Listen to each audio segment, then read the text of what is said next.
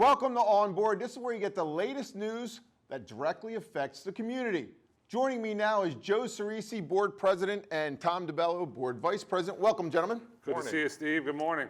We have a lot on the agenda, but there's a couple things that happen at the end of the year that are very good for the district, good for the students, and good for the staff, the Impact Awards. What a great night that was. It was a great night, the Impact Awards. To see I think we had the largest amount of students that we've ever had and the largest amount of staff that the students recommended to be impacted and how they impacted their lives. And it was really good to see that many kids involved with the administration and the diversity of our staff.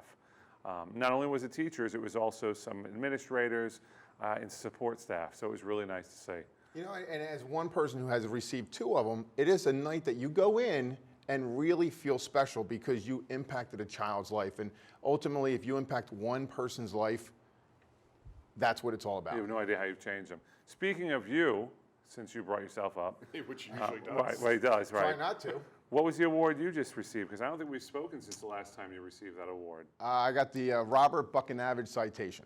And what was it for? It was for the Pennsylvania State Athletic Directors Association, and the time and effort I put into that organization and it's a state award, so it was a very good time. Great. And congratulations. Thank you. We tease you a lot, and we will continue to do that. Yeah, of course Expect we that. will. Right, But, yeah, but it is, what's exciting is it's just another aspect of Springford that's reaching outward and winning awards and recognition. So, you know, at this moment, I am going to applaud you for all me your too. efforts. So there you go. We're applauding right here.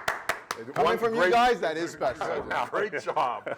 Now we'll wait for the show a little bit, and then we're going to come back at you. So Yeah, it's got to get back to normal. At least wait a minute, Right, okay? right, Just we'll give 1 minute so I can absorb this, That's right. and we're good. So. But it is that whole Yeah, thing. in all of- seriousness, it is a wonderful. All kidding aside, the impact of, you know, you're seeing it and what you're doing, our staff needs to see it. And I think it's a nice place for our staff to be.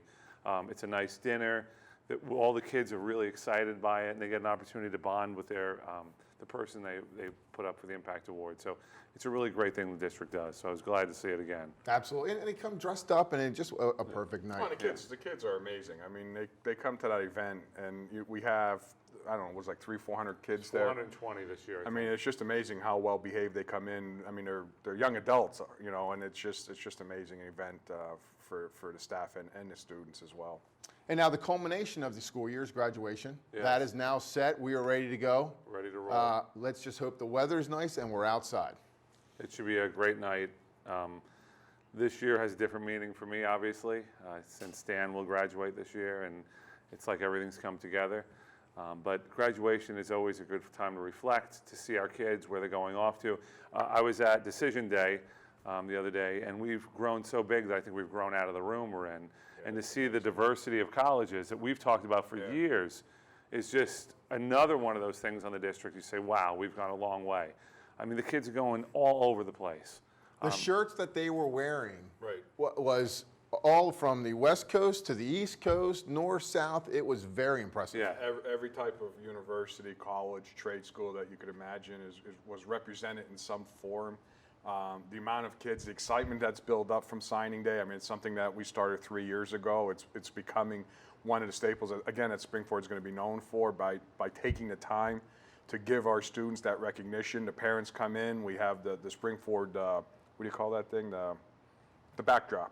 Oh, the step and repeat. Yeah, the backdrops and that, where the kids are getting their pictures in front of, the kids that, friends with all different shirts on, and the other kids get together where, maybe 4, 5, 6 are all going to the same school, and they're all taking pictures together. So it's really an exciting day. I'm proud that we It is a happy day. Oh, it's a That great is a day. celebration day, Great just day. like the Impacts. Right. Decision Great day. Day is a celebration. And it's the kickoff to graduation. I mean, it's like that whole time. Once that happens, graduation is now coming. Correct. And the excitement builds among the kids about graduation. And graduation is always a bittersweet.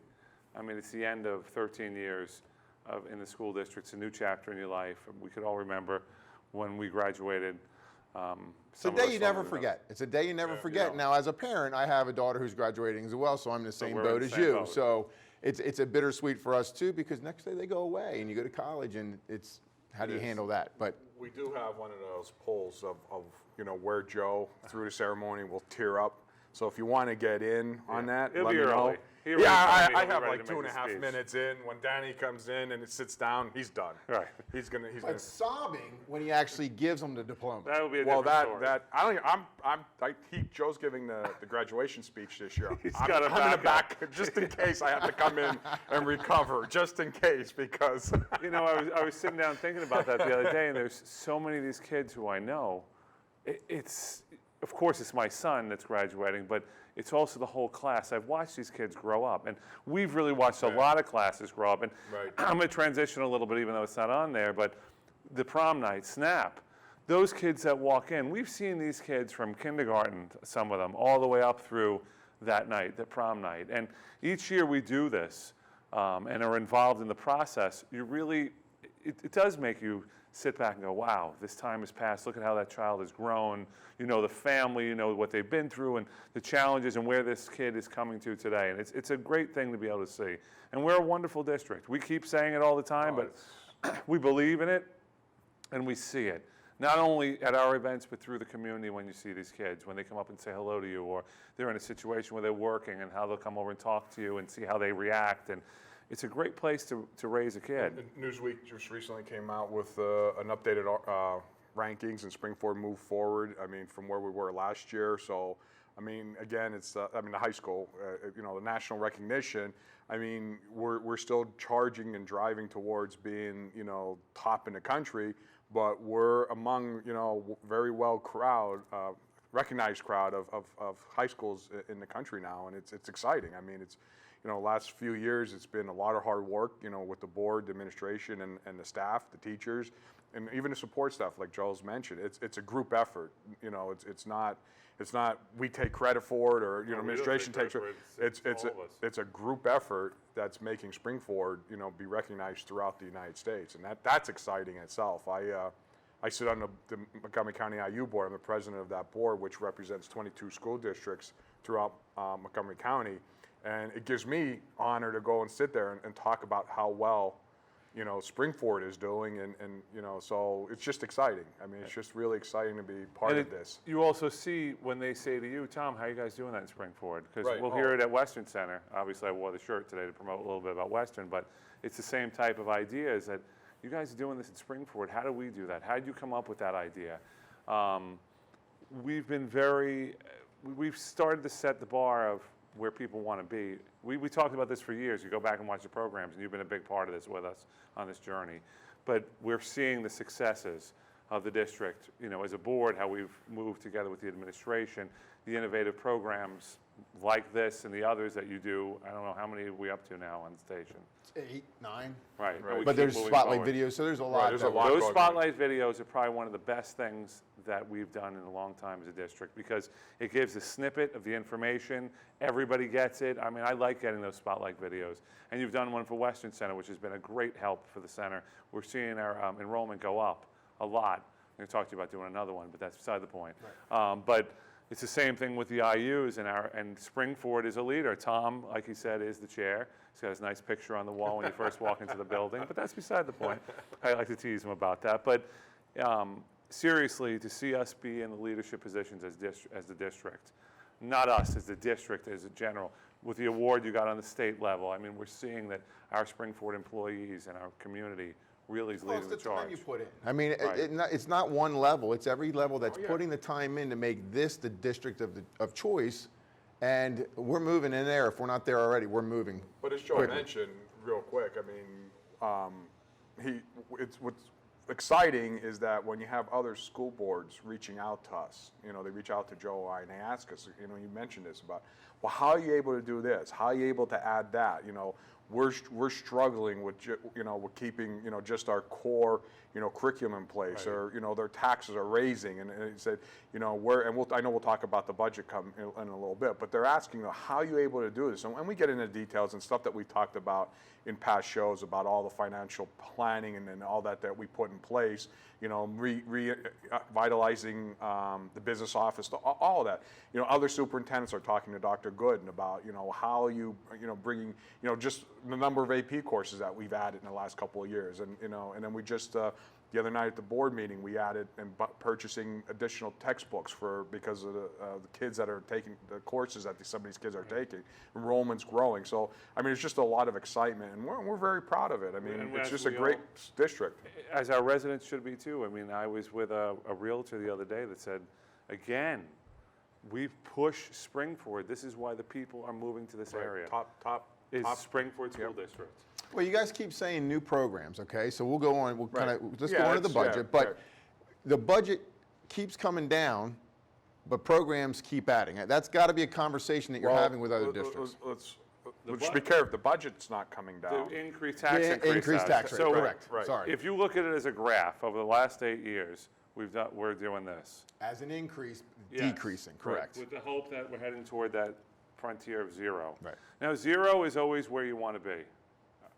In a perfect world, that's where we would be.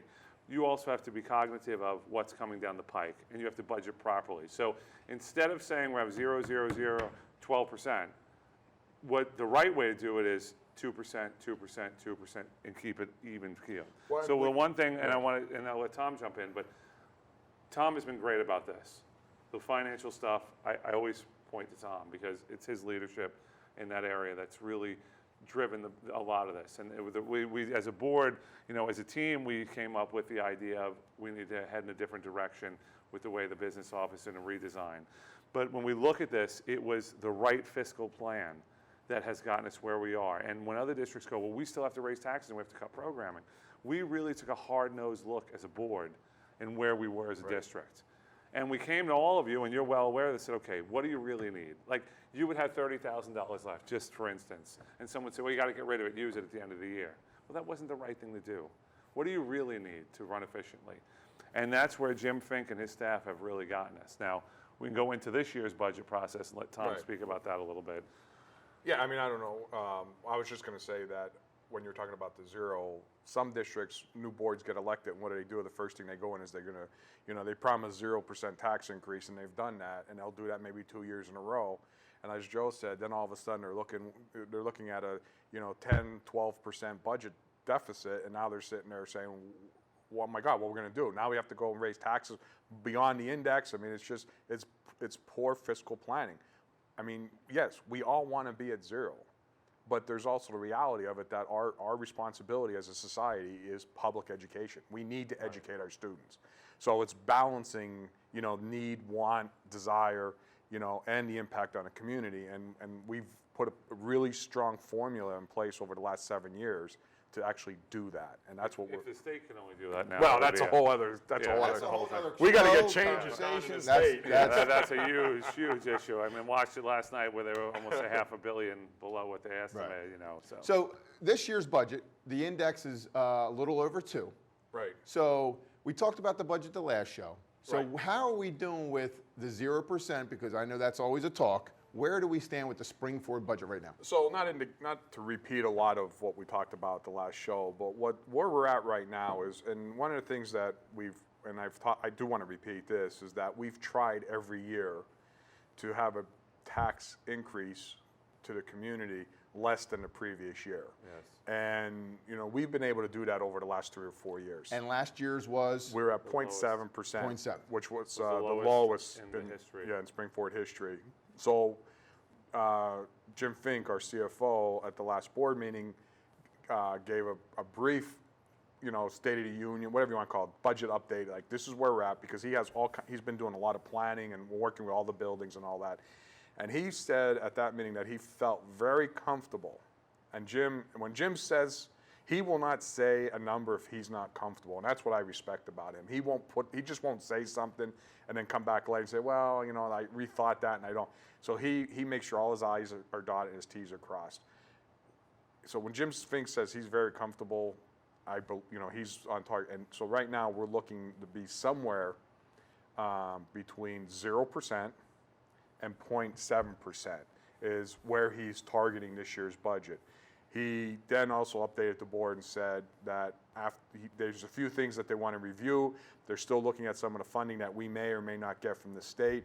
But he also said that there is a strong possibility that we're going to get to zero this year, which is, a 5 or 6 year strategy, but that's our goal. And I want to say, Tom alluded to the state. Once again, here we are, not knowing what we're getting from the state, a month out from when our budgets are due, for a vote. But it's not because of the state that we're going to be able to get to zero. Not by any stretch of imagination that we've gotten all this funding from the state. Not at all. It's because of the work that's happened in this district with our staff, with our board, and our employees to bring us to where we are. It's because of the budgets that we've asked for to look ahead 5 years, 10 years, 15 years, so we know what's coming down the pike, so we know how to budget across the board. It's not because all this influx of money came to our district. No. We're at basically the same place we've always been at. So for Jim to be able to get us to this point and really understand it, and Jim knows that budget like the back of his hand. Now, 0%, you just mentioned it's better to stay 222 instead of a 12. Getting 0% won't affect next year or the following year, because we're on a plan now that a 5-year or whatever. Well, you may see 0, then you may see 1, then you may see 0, you may see 2. I mean, We're right.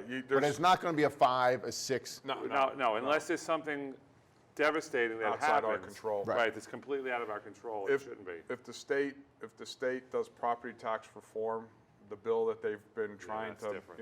foster down in Harrisburg, that would actually decimate a school district Detrimental to like Springford, because 83% of our funding comes from the local tax base. We don't get a lot of money from the state to begin with.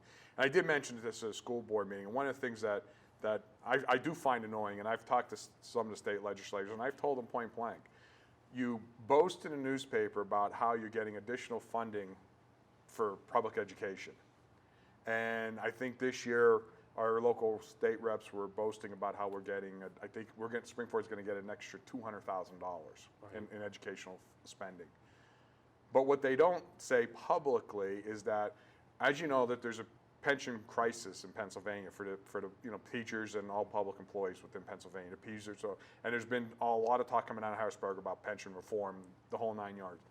Part of what we've been doing as a district and districts across the state, for the last several years, is every year we have to pay a percentage to the state on top of what we normally would be paying. And the state dictates that percentage each year. So when they started this, I forget what year it was actually started, but I don't know, it was like 21% or whatever the number was. And every year they keep stepping it up.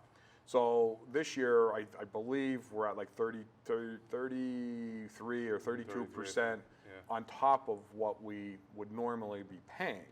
So that's basically, what am I saying? We're paying, $33 more per $100 we pay, right?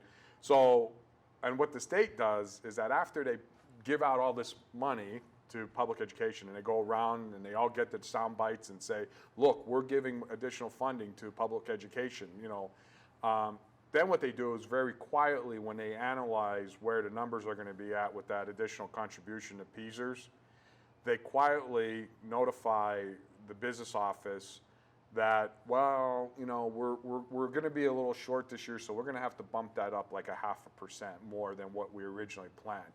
So, and I talked about this the last 2 years that they've done this.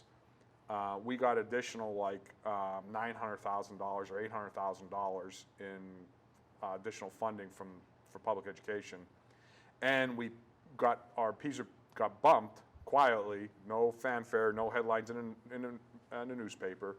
That got bumped where they took like $800,000 back. So we really didn't get additional funding, and so if we get this extra $200,000 this year, we're just sitting there, and we're not even accounting for it, because we're already figuring. Good chance it's going to go back. It's going back. It's going back to the state. So it's like, they give it to you here. Wait a minute. Right. It's just bait and switch. They give it to you. They all get their sound bites. They go around to their communities and tell, we got more public education funding. You see what we're doing? And then they'll increase the PESers contribution, and they'll take it back.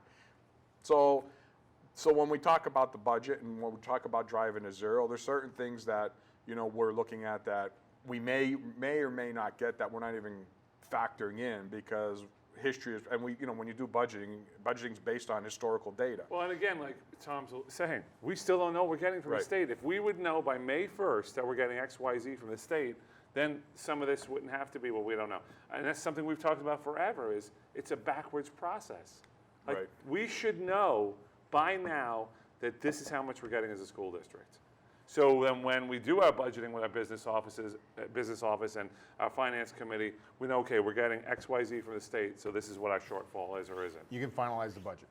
It's basically, if you know Right, what you're you can getting, you finalize finalize the the right way. budget, and then there's no guessing game of Exactly. what any district's getting. And then what the state likes to do on that level is then the school districts get blamed for raising Right. taxes. We didn't raise your taxes. Right. Well, no, you did indirectly, and you are to blame. And they feel good about themselves, then they put more regulations on the school boards. Now, Right. there's a bill being floated in Harrisburg where to pass a budget, you need 75, two-thirds of The vote. was it two-thirds of the vote. I mean, Right. so they keep like, putting all this additional pressure on school boards because they don't want to talk about their $3 billion deficit that they're facing in their state budget. So what do? They get the headlines, they talk about all this fluffy stuff over here, and they give the local tax base, you see what we're doing to your school boards, we're holding them accountable. Yeah. But what they're really doing is they're driving districts to the brink of, destruction in some instances. It doesn't matter. So is there anything happening in May? Is there another presentation in May, or There is a preliminary. Well, vote in there's, May. the business office will present the full budget to the board.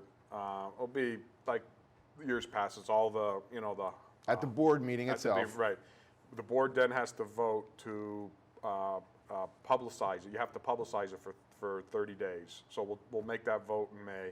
And then it's on review, the public can review it for that time period. And then as a board, we come back in June and then we take a final vote on that budget. And it's approved and goes into effect July 1st. July 1st. Okay. So we'll talk about that next time. Yep. Now, the one thing we have not talked yet is about the town hall meeting. Okay, the expansion of the high school. The town hall meeting happened on March 23rd. I guess the first question is, overall, how, in your eyes, how did that turn out? I think it turned out very well. I mean, we put all the facts out. We dove into each area of each building, of each facts. We allowed the community, not allowed, but we welcomed the community to get up and speak on how they felt. We had a pretty wide open forum, as you're well aware of. Anyone get up and say what they wanted. And everyone had their right to say whether they agreed, disagreed, they're in the middle, ask additional questions. We didn't run away from anything. We just put everything where it was. I mean, all the facts were there, and we heard from a lot of people and some of the responses we saw that this was really a great thing, that we were able to answer the questions. I also think that people, whether they agree or disagree with the project, looked at the district as at least they're responsive, that they were willing to put themselves out there as a district and present this and have people ask questions. Look, we answered questions directly too. This is what it is, and when there's nothing to hide here. We went through too many years of propaganda, and it needed to stop. And here it is. It doesn't mean you have to agree with it at all. We hope that, as a community, we can agree on something, but here are the real facts. No more of we're building this or we're doing that. Yeah. Here it is. So overall, the responses, you just mentioned overall, a positive thing. Yes. But there's probably about close to 400 people or 400 plus people in attendance that evening. Very well representation of, there was kids, parents, elderly, retired, whatever you want to call, people that don't have kids in the district. And they all came, and like Joe said, I mean, several people have talked to me afterwards and said that, it's like, wow, this is nothing like what I've read in the newspaper, or this is nothing what I've been, somebody dropped something off at my house on a little piece of paper and, trying to make it, create hysteria out there. They said, this is, it's welcoming for a board to stand up and we just provided facts. It hears the facts. And we did a survey for that evening when people were leaving, and about half in attendance did the survey, and overwhelmingly there was one side that people felt that we should move forward. I mean, so where do we stand now? Well, in May we'll bring it back to property to see what comes back from the architect, and then we'll come back to the full board and have the conversation. Okay. So this month there will be a lot of conversations on where we go. So right now it's just kind of waiting for property, and there's no direction at this stage. It's still a fact finding. We said there was information that we had to get. It'll come to property. We're hoping in this May meeting so we can present it at the board meeting. Okay. So if and where we anybody's go with it. interested, tune in on the board meeting on the Or come fourth to Monday, property. or come Next to property. Tuesday. and we encourage people to come. I mean,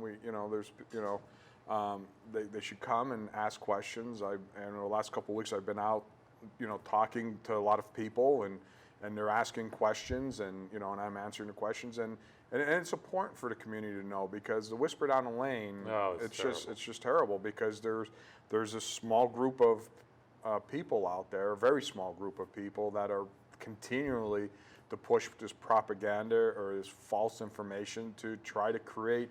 I don't even know what they're trying to do at this point. Well, So a good basically, example- it's $8 to $10 million. So that's what is the Right. bottom for $8 to $10 million for the entire project? Right. Now, one thing that was interesting, and unfortunately I couldn't be there the other night, and Tom was there, was the string jamboree. Oh, that was amazing. We can't fit in the auditorium anymore, so we moved it to the gym. So you look at how our programs have grown and how we are outgrowing our facility. And again, I need to state this as many times as we can. This was an issue that we inherited, because when they put the expansion on this high school, that board, and I'm sorry whoever was on it, it is what it is, it's a fact, knew that there was an issue. And they wanted to take that money and put it aside and not expand the areas that needed to be expanded. We're trying to correct a problem. And as this district continues to grow, and we will continue to grow, as we know there's developments going up everywhere and people keep wanting to move here, it means our program's going to continue to grow, because we're a healthy district. So to see that 500 plus kids playing in the gym, I saw the pictures and saw the comments and heard from Tom how wonderful it was. We're running out of space. Well, you missed it. You can still see it. It's running on RCTV. See? And there's going to be a blast of email going out, so you can watch it online Good. as well. So if you couldn't make it, it's going to be out there for everybody to see. And I had the opportunity to welcome the crowd. This is That had to go well. it went. The people. Did they Tom fall- played the violin fall for a asleep? while. No, I didn't. But it was probably, I don't know, like the fourth or fifth year that either Joe or I have done this. Yeah, we try to be at those. And Great performances.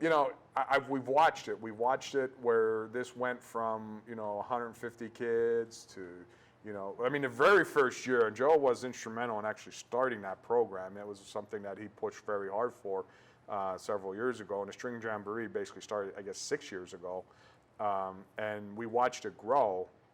And and last year, the auditorium was unbelievable. packed. There wasn't even standing room anymore. It was packed, and we and I said last year, and this program grows about 10% per year, 10% plus per year. So, like Joe said, we had over 500 kids. I mean, what do you do as a district? You sit there and tell a kid that they can't learn, an instrument, which is extremely important in their development over the years. I mean, and there's all types of kids that are participating in it, and it's just just exciting to see that many kids, and how the staff. I have to say the staff did an incredible job, and how they pull that all together. It was a great program. A great program. It is. Great program. It Yeah. is. So, all right, gentlemen, you talked more than 3 minutes. I thought that was a nice interactive show. Well, thank you. And we appreciate the drinks. I mean, they're really, Yeah. really good. You drank it Really all. good this morning. I think part of the we could district savings. The You- district could afford a bottle of water. When Tom was talking, you were drinking. I saw Oh it. yeah, I don't know what I was drinking because it was He wins an award, all right. and now all of a Yeah, sudden squeeze. his Listen, glass yeah. is full. Yeah, his is full. Ours is Right. empty. Thank But we you. know how it Don't goes. tip this over. Yeah, that's Don't right. His- tip that one That's over. how quickly do we forget when Yeah. after we win awards. And it's all your people here who make us Yeah, look really. good. Not you. It's everybody Right. else in the booth. Take a picture of the booth for a minute. Let's show the public who's working for us. Well Take a picture of yourself. aware who makes take a people shot. look good. Right. I mean, We got look it. at how they make us, and Good. you Well guys. aware. Is that a spray tan you got on? Well aware. Listen, I will never deny I that. see you whiten your teeth. What do you do? It's like infomercials. I have we to- started out good with I you, but we have to. have to get ready for this show. This show's like gotta get ready. Well, for it. this is you it. know, all kidding aside, you are going to be busy over the next couple of weeks, because there's like Oh, this is like the 10 number of different events. Yeah. With the Oh, yeah. scholarship banquets, the honors banquets, the athletic banquet. the music. I mean, Music graduation, and then the spring programs. There's a lot of good things that happen at Right. the end. I mean, Yeah, there's you just- guys are everybody's gonna busy. be- Everybody's busy. You're gonna be moving your equipment all over the place. That's right. So Steve's gonna be everywhere. That's right. It'll be Steve Be everywhere. like the action newsman. That's Yeah, there you go. There's- Maybe give us some water with the next one. You drank it all. Yeah, We'll see you guys next time. Thank you very much. Thank you for watching On Board. To see a schedule of all the shows, log on to www.springford.net. We'll see you next time when we go On Board with Joe Cerisi and Tom DeBello.